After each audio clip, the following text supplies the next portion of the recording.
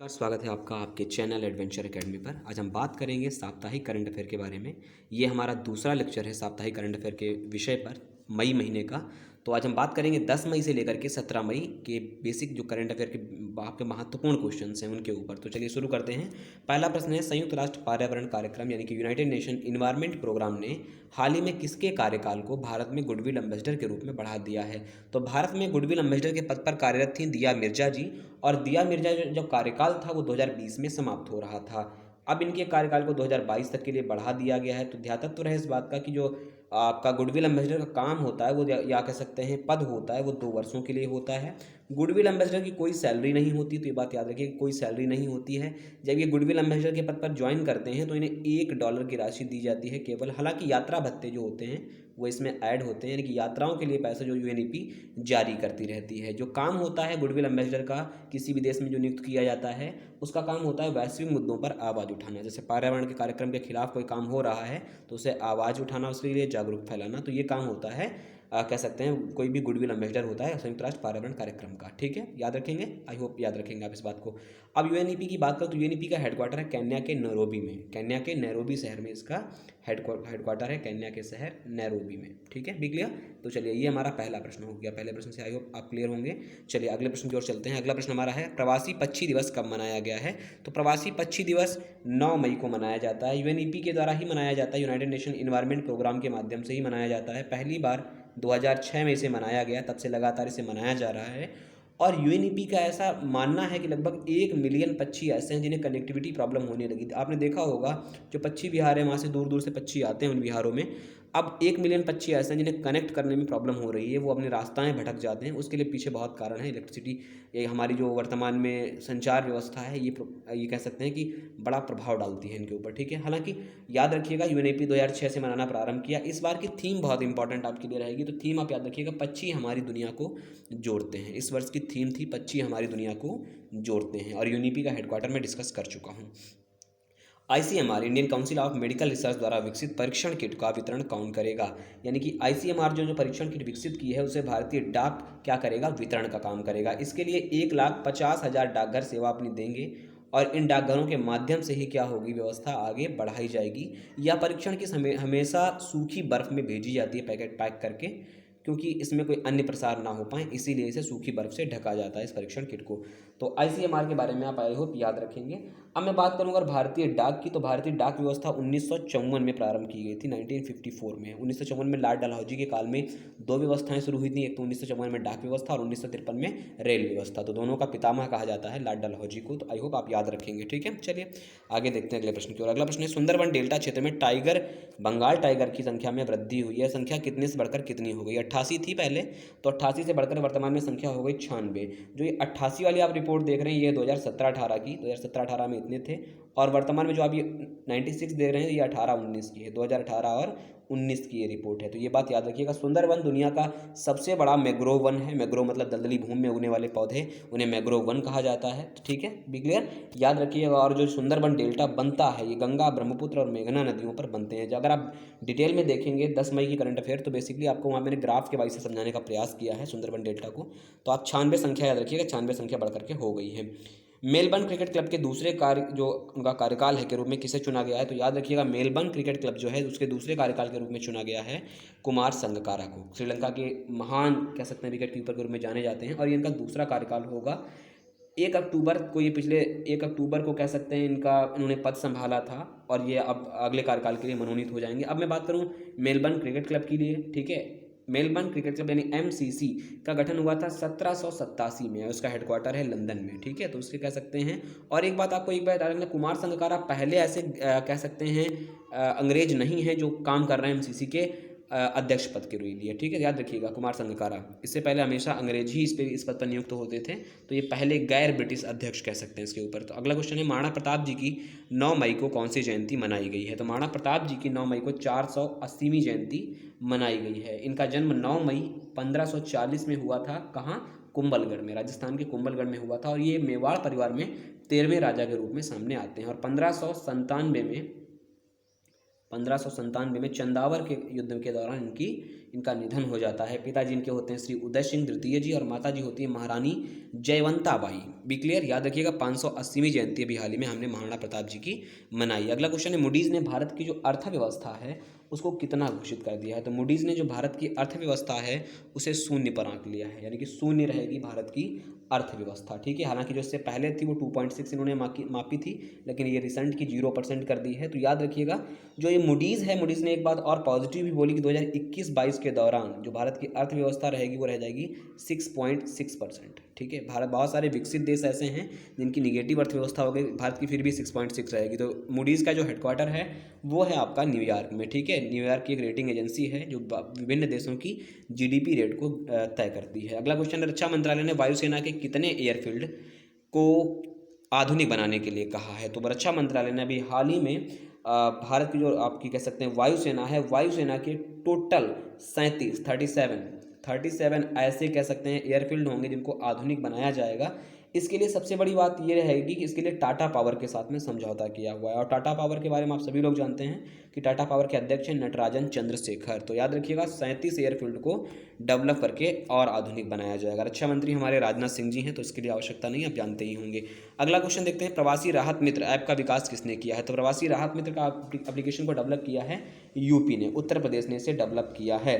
क्यों? क्योंकि जो भी प्रवासी वापस आते हैं काम के दौरान कोविड-19 के प्रभाव के कारण, उन्हें नौकरियों से जोड़ा जा सके, और यूनाइटेड नेशन डेवलपमेंट प्रोग्राम यानी कि यूएनडीपी के सहयोग से ही इस एप्लीकेशन को विकसित किया है उत्तर प्रदेश सरकार ने। यूपी के सीएम श्री योगी आदित्यनाथ जी और आनंदीबेन जी वर्तमान में यहाँ की राज्यपाल हैं। अगला क्वेश्चन है, कैलाश मानसरोवर के लिए हाल ही में किस राज्य से नया सड़क मार्ग बनाया गया है। देखिए, बीआरओ ने, बॉर्डर रोड ऑर्गेनाइजेशन ने ये सड़क बनाई है, याद रखिएगा इस बात को लेकर के। तो ये बनाई है उत्तराखंड में। ऐसा नहीं था कि पहले रास्ता नहीं था लेकिन सड़क व्यवस्था नहीं थी। तो उत्तराखंड के जो धारचाल पड़ता है, उत्तराखंड में धारचाल, अब मैं फिर से बोल रहा हूँ, वहाँ पर मैंने ग्राफ पिक्चर के माध्यम से समझाया था। धारचाल से लेकर के लिपू लेक दर्रा, जो लिपू लेक दर्रा चीन बॉर्डर पर पड़ता है, धारचाल से लिपू लेक दर्रे तक के बीआरओ ने रोड बनाने का काम कर दिया है।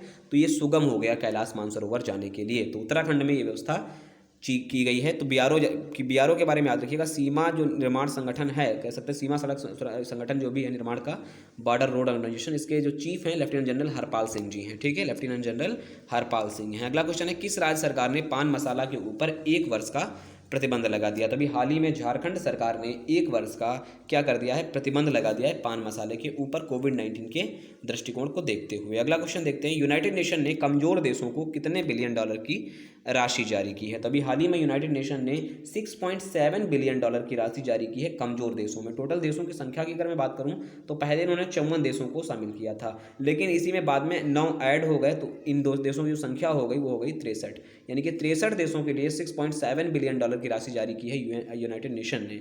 याद रखिएगा, इसमें फिलीपींस, मोजाम्बिया, लाइबेरिया और इवन पाकिस्तान भी इसी में शामिल है जो कमजोर देशों की श्रेणी में। तो उसके लिए 6.7 बिलियन डॉलर की राशि स्वीकृत की है किसने, यूनाइटेड नेशन ने। ठीक है, पहले जब 54 ही देश शामिल थे तब केवल ये राशि थी 2 बिलियन डॉलर की, लेकिन अब बढ़ा करके 6.7 बिलियन डॉलर कर दी गई है। अगला क्वेश्चन है, आपका एशियन इंफ्रास्ट्रक्चर इन्वेस्टमेंट बैंक ने हाल ही में भारत को कितने डॉलर की राशि कोविड-19 के लिए जारी की है। तो 500 मिलियन डॉलर की राशि जारी करी है AIIB ने, Asian infrastructure investment bank. Headquarter है चाइना के बीजिंग में, और इसके अतिरिक्त इसके 78 मेंबर हैं, 78 सदस्य हैं, और जिन लिकुन वर्तमान में यहाँ इसके अध्यक्ष हैं। तो ये बात भी याद रखनी है कि AIIB यानी कि एशियन इंफ्रास्ट्रक्चर बैंक के चीफ जिन लिकुन जी हैं। चलिए आगे देखते हैं, राष्ट्रीय प्रौद्योगिकी दिवस कब मनाया गया है। तो राष्ट्रीय प्रौद्योगिकी दिवस मनाया गया है 11 मई को। याद रखिएगा, अब मैं बात कर रहा हूँ उस समय की जब भारत ने परमाणु परीक्षण अपने किए थे। परमाणु परीक्षण के दौरान ही जब अटल जी की सरकार थी, उस दौरान में अटल जी की सरकार के दौरान 5 परमाणु परीक्षण लगातार किए गए थे। उन परमाणु परीक्षण की स्मृति में कह सकता हूँ ये आपका राष्ट्रीय प्रौद्योगिकी दिवस मनाया जाता है। तो टोटल घटनाक्रम को अगर हम समझें तो 11 से 13 मई के दौरान 1998 में राजस्थान के पोखरण में इसका परमाणु परीक्षणों का आयोजन किया गया था, और पहले परमाणु परीक्षण के सफल प्रयोजन के बाद राष्ट्रीय प्रौद्योगिकी दिवस 11 मई को मनाया जाने लगा।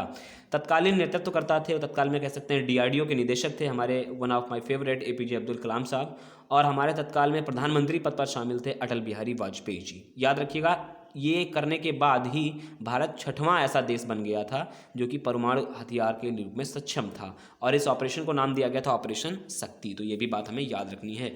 अगला क्वेश्चन है, हाल ही में संजीवनी नामक आरोग्य संजीवनी नामक स्वास्थ्य कार्यक्रम जो पहल है या कह सकते हैं बीमा कवरेज स्कीम है, किसने प्रारंभ की है? तो वो शुरू की है SBI ने, स्टेट बैंक ऑफ इंडिया ने। इसमें 1 से लेकर के 5 लाख रुपए तक का बीमा कवर दिया जाएगा और भारत भर में किसी भी हॉस्पिटल में जाकर के सेवाओं का लाभ लिया जा सकता है। तो SBI के बारे में याद रखिएगा, 1 जुलाई 1955 में इसकी स्थापना हुई, मुंबई में इसका हेडक्वार्टर है और रजनीश कुमार जी इसके क्या हैं?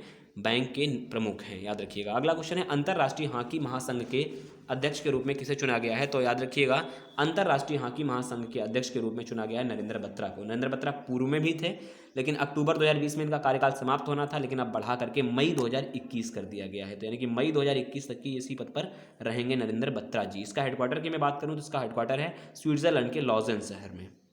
स्विट्जरलैंड के लॉजेन शहर में इसका हेडक्वार्टर है, याद रखिएगा, ठीक है। इसकी स्थापना हुई थी 1924 में, 7 जनवरी 1924 में। चलिए अगला क्वेश्चन है, हिंद महासागर स्थित देशों के लिए दवा व खाद्य पदार्थ भोजन के लिए कौन सा मिशन प्रारंभ किया गया है? तो याद रखिएगा, हाल ही में हिंद महासागर के देशों के लिए टोटल जो कंट्रीज़ की बात करूं तो कुल 5 देशों को इसमें शामिल किया गया था। इसके लिए जो ऑपरेशन लॉन्च किया गया था मिशन सागर के नाम से। इसमें 5 देश कौन कौन से थे? तो कह सकते हैं मॉरिशस, मेडागास्कर, सेशेल्स,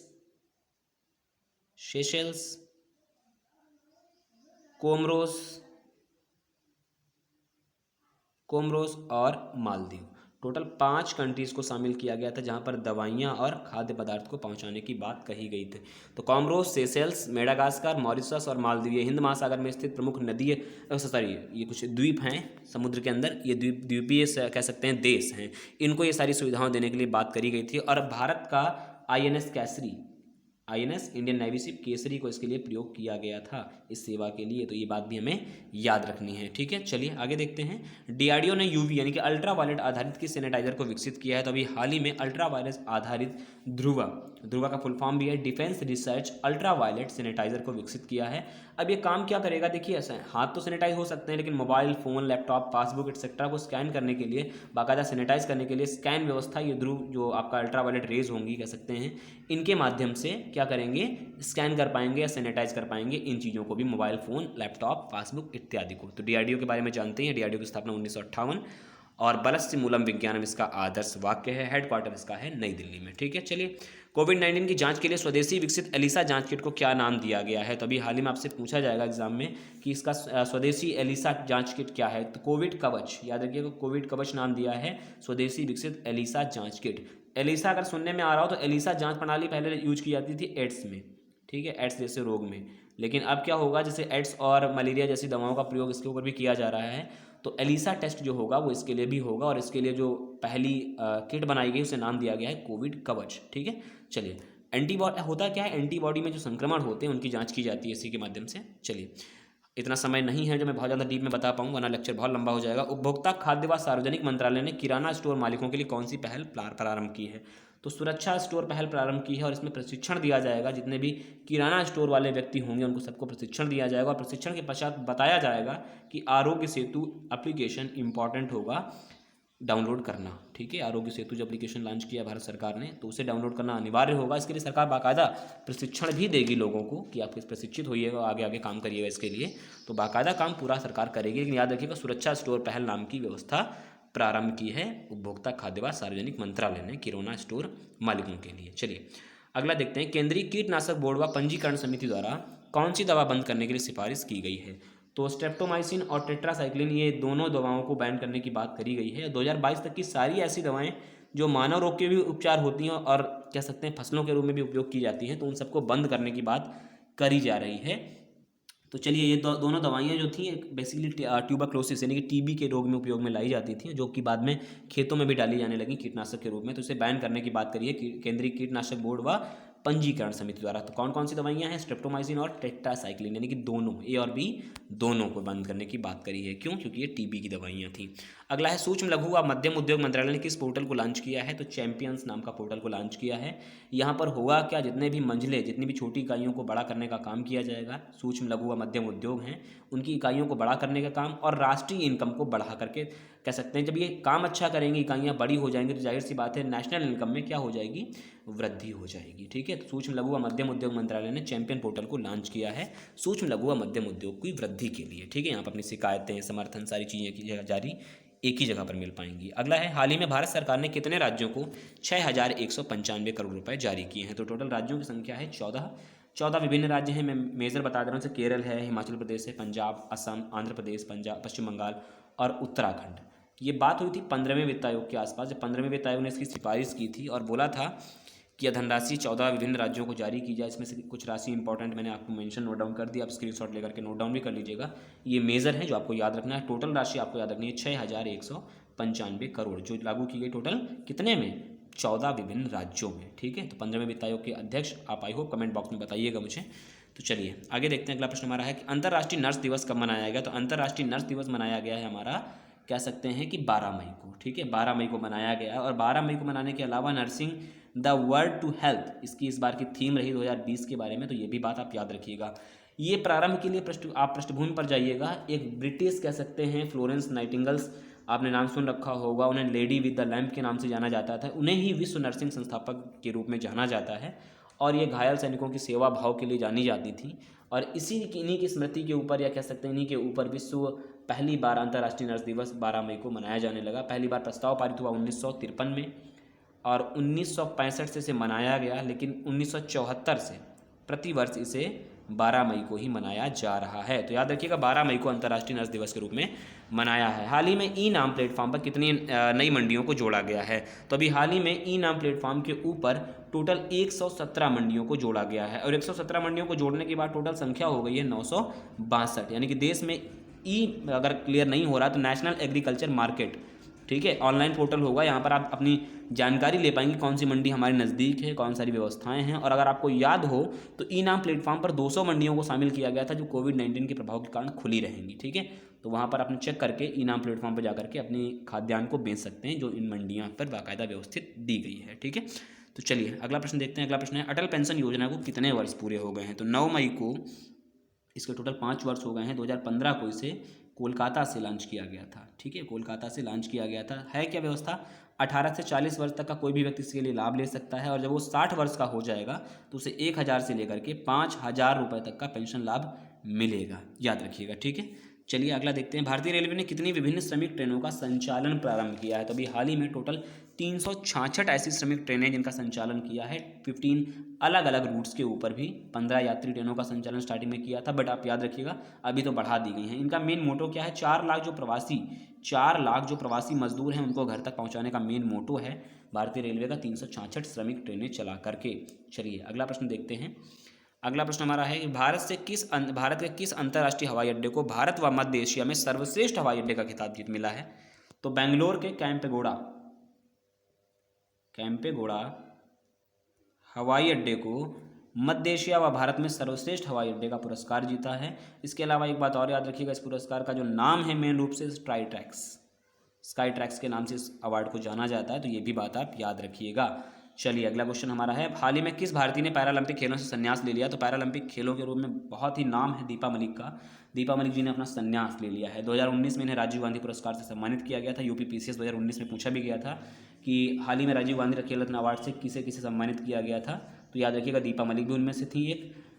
तो अगर मैं टोटल अगर इनके जीवन काल के ऊपर बात करूँ तो ये पैरालंपिक खेलों में पदक जीतने वाली पहली भारतीय महिला थी, और 58 पदक और इसके अलावा 23 अंतर्राष्ट्रीय पदक इनके पास में हैं।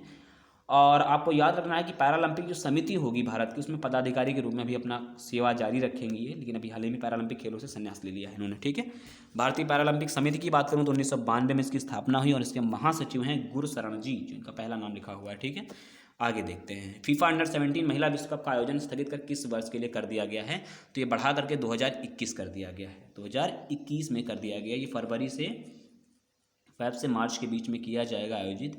भारत इसकी मेज़बानी करेगा। ये बड़ी इंपॉर्टेंट चीज़ है कि इंडिया इस बार की फीफा अंडर 17 महिला विश्व कप की मेज़बानी कर रहा है। टोटल 5 बड़े शहरों को मेज़बानी दी जाएगी, मुंबई, कोलकाता, गुवाहाटी, भुवनेश्वर और अहमदाबाद। ठीक है। अंडर 17 फीमेल्स वर्ल्ड कप पहली बार 1991 में आयोजित किया गया। 4 वर्षों के अंतराल पर प्रतिवर्ष आयोजित किया जाता है। तो 2020 से उठाकर के सीधा 2021 में कर दिया गया है।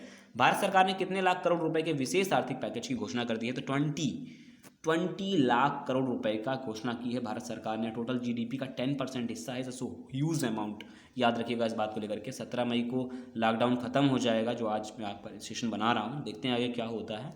लेकिन आप याद रखिएगा जो विशेष आर्थिक पैकेज है वो 20 लाख करोड़ का है। टोटल जीडीपी का 10%, बी रिमेंबर।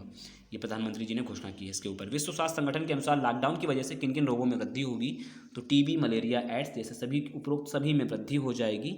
याद रखें, अगर लॉकडाउन ऐसा ही रहता है, WHO ने बोला इस बात को लेकर 2020 और 25 के दौरान 40,685 मौतें प्रति महीने होंगी अगर ये ऐसी स्थिति बनी रही तो। और जाहिर सी बात है लोग उलझे हैं कोविड-19 के कारण, तो अन्य रोग जो हैं वो बढ़ेंगे। ठीक है। और पूरे विश्व में सर्वाधिक मौतों का आंकड़ा रहेगा केन्या में सबसे ज़्यादा। ये WHO ने देखो सर्वेक्षण, मैंने पूरी रिपोर्ट यहाँ पे लिख रखा है, थोड़ा सा मेंशन कर दिया मैंने। WHO ने जॉन हॉप्स यूनिवर्सिटी और international union against tuberculosis and lungs disease के ये साथ अध्ययन करके रिपोर्ट जारी की है। और इंडिया में सर्वाधिक टीबी से लोग मरेंगे अगर ऐसी स्थिति बनी रही तो। ठीक है। सीबीएसई के नए अध्यक्ष पद पर किसे नियुक्त किया गया? तो सीबीएसई के नए अध्यक्ष पद पर नियुक्त किया गया है मनोज आहूजा जी को। मनोज आहूजा जी सीबीएसई के central board of secondary education के नए अध्यक्ष होंगे। सीबीएसई की बात करूँ तो 3 नवंबर 1962 में इसकी क्या की गई थी? स्थापना की गई थी। हेडक्वार्टर की बात करूँ तो न्यू दिल्ली में इसका हेडक्वार्टर है। मनोज आहूजा जी सीबीएसई के नए अध्यक्ष होंगे। भारत के किस शहर में होम डिलीवरी सेवा पूर्णतः डिजिटल पेमेंट पर आधारित कर दी गई है? तो अभी हाल ही में अहमदाबाद ने क्या कर दिया? पूर्णतः डिजिटल व्यवस्था लागू कर दी है। कोई भी पेमेंट नगद में नहीं होगी, सीधे कैसे होगी? डिजिटल व्यवस्था पर आधारित होगी। तो अहमदाबाद भारत का पहला शहर बना है जो पूर्णतः डिजिटल पेमेंट एक्सेप्ट करेगा। प्रधानमंत्री ने हाल ही में कौन सा अभियान प्रारंभ किया है? तो हाल ही में अभियान प्रारंभ किया है Atmanirbhar Bharat Abhiyan. Develop to nation just because एक कह सकते हैं वोकल फॉर लोकल उत्पाद को बढ़ावा दे करके आत्मनिर्भर बनाना है भारत को, यही एक मेन मोटो है। तो आत्मनिर्भर भारत बनाया जो कार्यक्रम प्रारंभ किया है वो प्रधानमंत्री जी ने भी हाल ही में प्रारंभ किया है, याद रखिएगा। अगला क्वेश्चन है, हाल ही में सोहराई खोवर पेंटिंग को भौगोलिक संकेत यानी भौगोलिक जीआई टैग दिया गया, उसका संबंध किस राज्य से है? तो इसका संबंध है झारखंड से। ठीक है, झारखंड से इसका संबंध राज्य है, तो ये बात आप याद रखिएगा। झारखंड में मुख्यतः हजारीबाग में, जो हजारीबाग डिस्ट्रिक्ट है उस वहाँ पर जो आदिवासी महिलाएं हैं उनके द्वारा इसका निर्माण कार्य किया जाता है। और ये बेसिकली अगर मैं बात करूं तो ये फसल काटने और विवाह अनुष्ठान में बनाई जाती है। इफ़ यू रिमेंबर दैट कि बुंदेलखंड, हम अपने अगर उत्तर प्रदेश की बात करें तो बुंदेलखंड क्षेत्रों में शादी विवाह में भी ऐसी कई सारी पेंटिंग्स दीवारों पर बनाई जाती हैं, लेकिन ये अलग है। सोहराई खोवर पेंटिंग है जो कि झारखंड का मुख्यतः कह सकते हैं उत्पाद है। तो जीआई टैग जो भौगोलिक संकेत दिया गया है वो झारखंड को मिला है, बी रिमेंबर। अगला है, हाल ही में तेलिया रुमाल को जीआई टैग दिया गया है। जो तेलिया रुमाल है वो दिया गया है तेलंगाना को। ये तेलंगाना का विशेष उत्पाद है जो कि हैंडलूम उत्पाद है, हाथों द्वारा बनाया जाता है, हथकरघा का प्रयोग करके। लाल, काला, सफ़ेद रंगों का यूज़ होता है जो कि डिज़ाइन करके बनाया जाता है। ठीक है, तो ये आपका तेलंगाना की बात मैं कर रहा हूँ। हाल ही में वोकल फॉर लोकल पहल प्रारंभ किसने की? मैंने ऊपर मेंशन किया था, तो नरेंद्र मोदी जी ने। लोकल व्यवस्थाओं को बढ़ावा देना, जैसे खादी हो गया या अन्य चीज़ें हैं, अपने राष्ट्रीय उत्पाद को बढ़ावा देने के लिए जो अपने नेशनल लेवल पर उपजते हैं, खादी हो या अन्य चीज़ें भी हैं, बहुत सारी चीज़ें हैं जो विदेशों से हम लोग मंगाना चाहते हैं, तो ये देश में ही बनाई जाएँ। उसके लिए वोकल फॉर लोकल अभियान नरेंद्र मोदी जी ने प्रारंभ किया, हमारे प्रधानमंत्री जी द्वारा। पीएम केयर्स फंड ने हाल ही में कितने रुपए जारी कर दिए हैं? तो याद रखिएगा पीएम केयर्स के फंड के ने अभी हाल ही में 3100 करोड़ रुपए जारी किए हैं। अलग अलग खर्च है, मैं मेंशन कर दे रहा हूँ। जैसे 2000 करोड़ रुपए जो जारी किए हैं अलग के लिए, वो किए हैं 50,000 वेंटिलेटर के लिए। 2000 करोड़ 50,000 वेंटिलेटर के लिए। जो 1000 करोड़ रहेगा वो जारी किया जाएगा राज्यों और यूटी के लिए, उनके कुछ हेल्प हो सके राज्यों के लिए। और जो 100 करोड़ होगा वो वैक्सीन के निर्माण के लिए, जो वैक्सीन होगी उसके निर्माण कार्य के लिए, जो भी जितना बन पाएगा, तो वो 100 करोड़ रुपये उसके लिए जारी किया गया है। 27 मार्च 2020 को ये फंड की स्थापना की गई थी और धारा 80G के तहत ये क्या है? आयकर मुक्त है ये फंड। ठीक है, याद रखिएगा इस बात को लेकर के सारी चीज़ों को। तो 3100 करोड़ रुपये जारी किया गया है इसे। वर्ल्ड इकोनॉमी फोरम द्वारा ग्लोबल एनर्जी ट्रांजैक्शन इंडेक्स जारी किया गया, उसमें भारत की स्थिति कितनी है? तो उसमें भारत की जो स्थिति है वो है 74वीं, 74th रैंक आई है इंडिया की। अपनी भारत ने क्या किया? 2015 से लगातार सुधार कर रहा है ऊर्जा सुरक्षा के ऊपर, विकास के ऊपर, पर्यावरण स्थिरता को लेकर के। तो इसमें टोटल 115 कंट्रीज शामिल थी। पहला स्थान स्वीडन ने प्राप्त किया है लगातार तीसरी बार, दूसरा स्थान स्विट्जरलैंड, तीसरा स्थान फिनलैंड ने। तो भारत का स्थान याद रखिए 74, पहला स्थान स्वीडन ने प्राप्त किया है।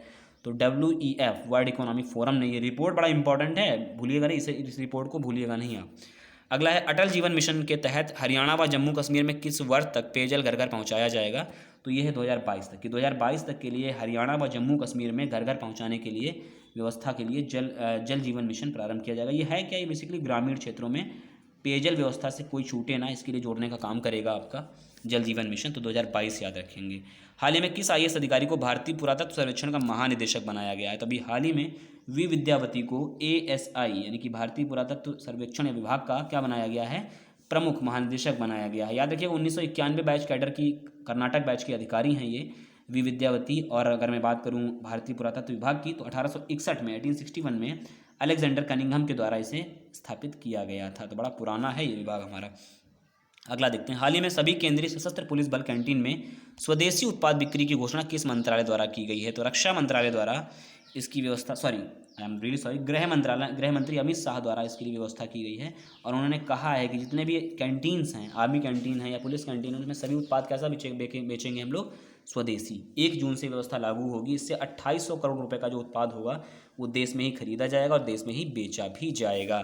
तो 2800 करोड़ रुपए की खरीद होती कैंटीन से, याद रखिएगा इस चीज़ को लेकर के। UPSC सचिव पद पर किसे नियुक्त किया गया है। तो याद रखिएगा तेलंगाना कैडर की अधिकारी वसुधा मिश्रा जी को UPSC सचिव पर नियुक्त किया गया है। UPSC से अध्यक्ष हैं अरविंद सक्सेना जी, याद रखिएगा। चलिए, मैं बहुत ज़्यादा डिस्कस इस पर नहीं करना चाहता हूँ क्योंकि बहुत लंबा वीडियो हो जाएगा, आपको दिक्कत होगी फिर। फेड कप हार्ड अवार्ड हाल ही में किस भारतीय को जीता गया। नहीं अगर पूरा लिख किया तो फेड कप अवार्ड किसे दिया गया ये पूछेगा, तो सानिया मिर्जा ने। सानिया मिर्जा ने लंबी वापसी की है। और अंतर्राष्ट्रीय टेनिस महासंघ ने 2009 में इस पुरस्कार की स्थापना की थी। क्यों? क्योंकि जितने भी जो क्षेत्रों का प्रतिनिधित्व करते हैं या देशों का प्रतिनिधित्व करते हैं, उनको चिन्हित करके ये अवार्ड देने का काम किया जाता है। सानिया मिर्जा ने 10,000 वोट पा करके एशिया रीजन का ये पुरस्कार जीता है। तो ये बात बड़ा इंपॉर्टेंट है, एशिया रीजन का कि फेड कप हार्ड अवार्ड किसने जीता है, तो सानिया मिर्जा ने जीता है। बड़ी इंपॉर्टेंट चीज़ है। चलिए आगे देखते हैं, भारत ने 32वीं राष्ट्रमंडल स्वास्थ्य मंत्रियों की बैठक में किसने पार्टिसिपेट किया है। तो स्वास्थ्य मंत्रियों की बैठक थी, जाहिर सी बात है कौन भाग लेगा, हर्षवर्धन जी भाग इसमें लिया है। 32वीं कॉमनवेल्थ कह सकते हैं स्वास्थ्य मंत्रियों की बैठक में। कॉमनवेल्थ में टोटल 54 कंट्रीज़ हैं और 1931 में कॉमनवेल्थ का गठन किया गया था, कॉमनवेल्थ कंट्रीज़ का। ये बेसिकली कंट्रीज़ वही हैं जो कभी ना कभी अंग्रेज़ों के प्रतिनिधित्व या गुलाम रह करके काम बढ़ी हैं आगे। तो ये बात याद रखिएगा। इसकी अध्यक्षता की थी 32वें राष्ट्रमंडल स्वास्थ्य मंत्रियों की फिजी के जो स्वास्थ्य मंत्री हैं इफ्रीमी इफ्रीमी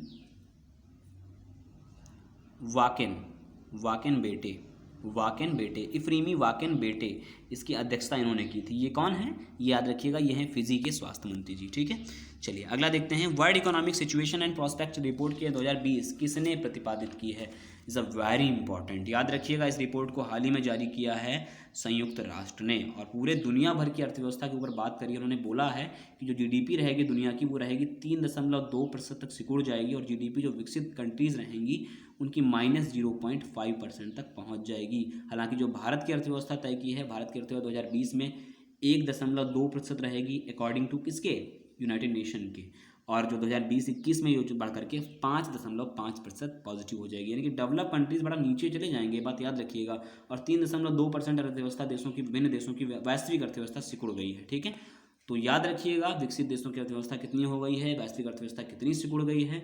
और इस रिपोर्ट को किसने प्रतिपादित किया है, तो यूनाइटेड नेशन ने। यूनाइटेड नेशन है 193 member and established in 1945, be remember. चलिए आगे देखते हैं, भारत की पहली स्वचालित कोविड-19 परीक्षण मशीन क्या है। I am really sorry for that, Cobas 6800 इस मशीन का नाम है, जो कि मशीन खरीदी गई है। इसमें 24 घंटे के अंदर लगभग कह सकते हैं इस मशीन में जो परीक्षण क्षमता होगी वो बहुत हाई है, करीब 1200 के आसपास में परीक्षण रेट रहेंगे। ठीक है, तो इसे लॉन्च किया गया है भारत की स्वचालित मशीन, इसका नाम दिया है कोबस 6800। तो ये मशीन के बारे में भी याद रखिएगा, TB हुआ या बहुत सारे हेपेटाइटिस हुआ, बहुत सारे रोगों की यहाँ पर परीक्षण जाँच भी कर सकते हैं। तो ये भी इसी मशीन के अंदर शामिल है चीज़ें। संघाई सहयोग संगठन के विदेश मंत्रियों की बैठक कह रहा है, भारत का पक्ष किसने रखा। तो भारत के विदेश मंत्री कौन, एस जयशंकर। तो एस जयशंकर जी ने संघाई सहयोग संगठन के ऊपर इसमें पक्ष रखा। ठीक है, संघाई सहयोग संगठन की मैं बात करूं तो 2003 में ये संगठन स्थापित किया गया था। टोटल कंट्रीज थी तब 6, लेकिन जब समय आया 2017 में, तो इंडिया और पाकिस्तान को भी इसमें ऐड करके टोटल कंट्रीज ऑफ नंबर हो गई 8। कौन कौन से देश हैं? तो India, Pakistan, China, Kazakhstan, Tajikistan, Kyrgyzstan, Uzbekistan और रशिया, ये टोटल कंट्रीज हैं 8। 2003 में स्थापित हुआ था संघाई सहयोग संगठन। प्रधानमंत्री किसान सम्मान निधि योजना के तहत अब तक कितना राशि जारी कर दी गई लॉकडाउन के बाद? तो याद रखिएगा 18,517 करोड़ रुपए जारी किया गया प्रधानमंत्री किसान सम्मान निधि योजना में। टोटल 9.25 करोड़ परिवारों को इसका लाभ मिला है, 9.25 करोड़ परिवारों को। और एक बात याद रखिएगा, इसे लॉन्च किया गया था 24 फरवरी 2019 को। 6,000 वार्षिक रुपए किसानों को मिलते हैं खाते में, और सरकार ने इस योजना के लिए टोटल 75,000 करोड़ रुपए बना करके रखा हुआ है अपने फंड के रूप में। फिलहाल आपको 18,517 करोड़ रुपए याद रखने हैं। अगला है यूरोप का पहला देश जो कोविड-19 मुक्त बन गया है, तो उस कंट्री का नाम है स्लोवेनिया। स्लोवेनिया पहला ऐसा कंट्री है जो कि मुक्त हो गया है, और यहाँ की जो राजधानी है वो है लुब्लियाना। अगर आप अंग्रेजी देखेंगे तो जे वहाँ पर मेंशन होगा, तो जुलुब्जियाना पढ़ते हैं, लेकिन हिंदी जो है वो है लुब्लियाना। याद रखिएगा, ये यूरोप का एक देश है स्लोवेनिया, यही अपना पहला देश बना जो कोविड-19 से मुक्त बना है। WTO वर्ल्ड कह सकते हैं विश्व व्यापार संगठन के प्रमुख ने हाल ही में इस्तीफा दे दिया है। तो कौन है ये हैं रॉबर्ट अजेवेदो। अमेरिका के खासा दबाव रहा कि भारत अमेरिका कोई पक्ष नहीं ले रहा है विश्व व्यापार संगठन, इसलिए दबाव में आकर के रॉबर्ट अजेवेदो ने इस्तीफा दे दिया है। 2013 में पद संभाला, और आने वाले समय तक के लिए इनका जो पद रहना था सितंबर 2021 तक की, लेकिन दबाव में अब इस्तीफा दे दिया। हेडक्वार्टर में बात करूँ तो जिनेवा में इसका है। 164 देश सदस्यों के रूप में शामिल हैं, और 1995 में इसकी स्थापना 1 जनवरी को की गई थी। तो ये थे आपके 52 क्वेश्चंस करंट अफेयर के, जो कि वीकली इंपॉर्टेंट थे आपके लिए। तो कैसा लगा आपका आज का वीडियो सेशन, जरूर अपने राय कमेंट बॉक्स में दीजिएगा। अगर जो भी प्रश्न पूछने लायक हो तो कमेंट बॉक्स में निश्चित रूप से पूछें। वीडियो लाइक करें, शेयर करें, कमेंट करें, और चैनल को सब्सक्राइब करना ना भूलें। नमस्कार।